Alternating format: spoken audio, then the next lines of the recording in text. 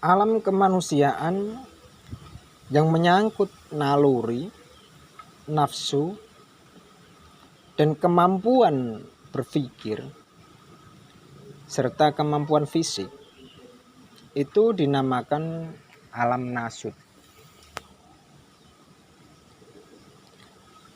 Semua tingkah laku manusia itu perlu diatur dengan apa yang disebut dengan syariat. Tujuannya itu agar jangan sampai terjadi benturan-benturan, jangan terjadi permusuhan dan kebinasaan. Karena ciri khas dari nafsu itu kebebasan yang tidak bertanggung jawab, kebebasan yang mutlak. Nah, kebebasan yang mutlak tanpa sekat, tanpa aturan, itu memungkinkan seseorang untuk saling menyakiti.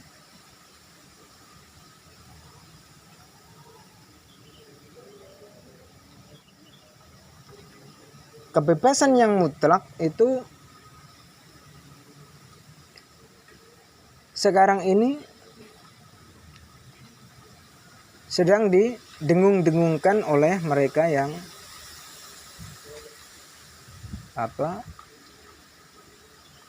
menganggap bahwa aturan-aturan syariat itu hanyalah penjajahan.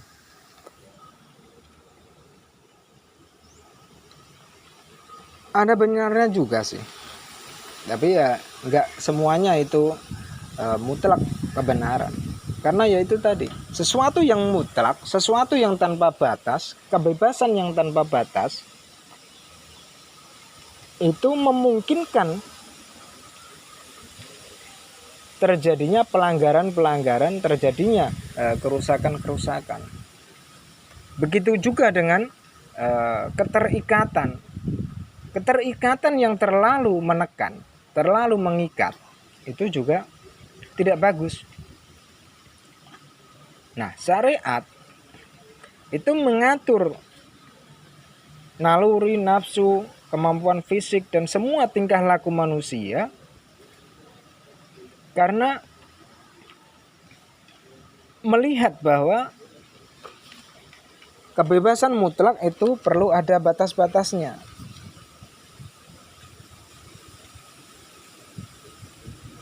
Itu tadi, karena ciri khas dari nafsu manusia itu man yufsidu fiha wa yasfikud dima, yaitu melakukan kerusakan dan permusuhan di muka bumi. Keteraturan sikap hidup kita itu memungkinkan untuk dapat mencapai alam malakut, yaitu alam kemalaikatan. Di sini Syekh Abdul Qadir Jilani berkata bahwa kullu taurin bainan nasuti wal malakuti fahuwa syari'atun. Itu setiap lintasan, setiap daerah lintasan antara alam nasut dan alam malakut itu disebut dengan syariat.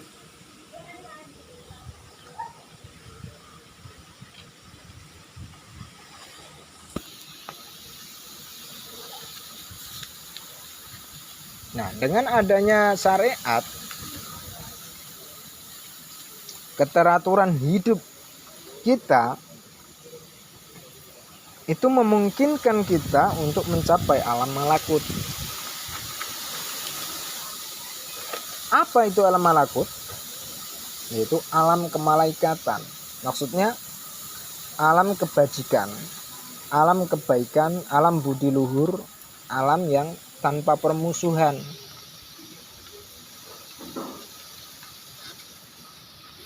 Ketika syariat itu dijalankan,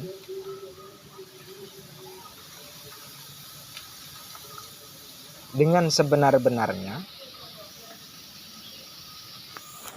maka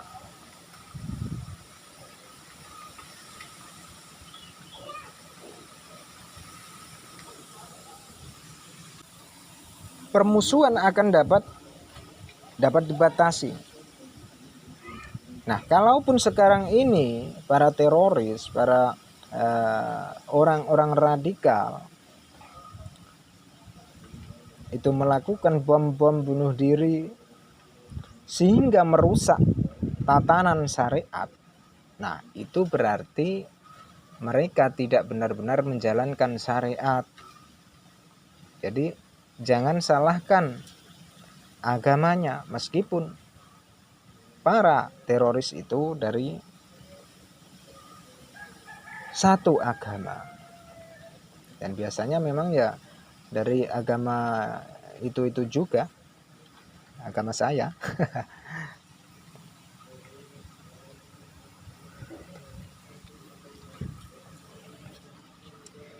Alam malakut itu alam yang tiada hasut, dengki, iri, tiada kesombongan, dan tiada keangkuhan.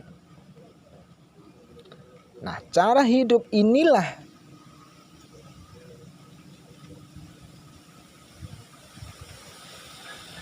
yang diharapkan tercapai ketika syariat dijalankan.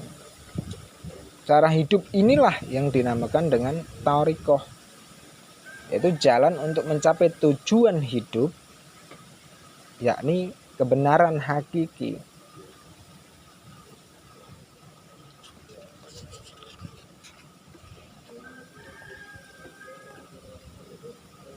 Sebagaimana yang dikatakan Syekh Abdul Qadir Jilani, kullu taurin bainal malakuti wal jabarut fahuwa tariqatun. Itu setiap lintasan antara alam malakut dan alam jabarut itu dinamakan thariqah. Jadi kalau budi pekertinya masih biasa-biasa saja, tidak lakunya masih tidak tertata, itu belum melakukan thariqah. Begitu pula mereka yang gencar melakukan zikir-zikir, itu kalau melihat hal-hal gaib di luar dirinya, itu mereka itu sebenarnya juga tertipu oleh keadaan luar. Padahal yang dimaksud dengan alam kemalaikatan, alam malakut, itu adalah alam budi luhur, ibaratnya itu alam akal lah. Berpikirnya itu menjadi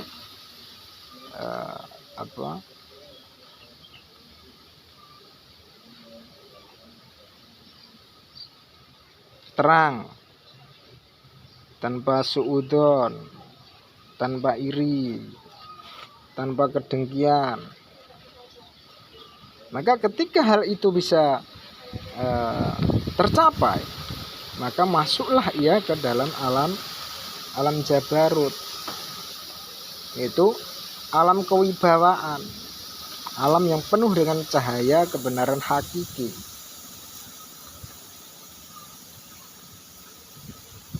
Yang dilihat dan didengarnya, ucapan kata dan perilaku, itu semua tidak terlepas dari kebenaran untuk mencapai tingkat hakikat di alam lahut. Ini sebagaimana yang digambarkan Syekh Abdul Qadir Jailani selanjutnya, yaitu wa kullu taurin bainal jabarut wal lahut fa huwa haqiqatun, yaitu alam hakikat, kebenaran hakiki. Ketika kebenaran hakiki itu tercapai, maka itu artinya ia berada di alam lahut, alam ketuhanan. Jadi alam-alam ini jangan diartikan sebagai alam di luar diri kita. Bukan kok terus zikir tiba-tiba serasa ada di awang-awang. Di awang-awang di sana ada bakul pentol, bakul tahu, bakul pecel. Bukan kayak gitu. Tapi alam-alam ini haruslah dirujuk ke dalam diri. Syariat berarti tingkah laku, thariqah berarti akal pikiran, hakikat berarti kolbu, makrifat yaitu kebenaran hakiki yang dihasilkan dengan kebaikan kolbu tersebut. Begitu. Makanya banyak teman-teman saya yang berkata bahwa tak usah belajar yang tinggi-tinggi, yaitu karena belajar tinggi-tinggi itu kebanyakan nanti menghayal, itu ujung-ujungnya jadi dukun paranormal. Ada orang datang, wah kamu giniin, ada pasangan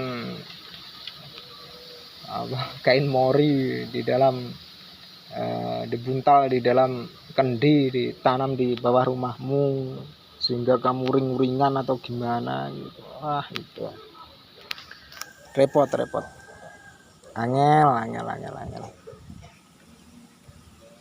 Ya begitu saja. Kapan-kapan kita sambung kembali. Oke, jangan lupa di subscribe, dipenyet abang-abangnya itu, dan jangan lupa like, ditonton sampai habis. Dan terima kasih. Salam sobat gendeng.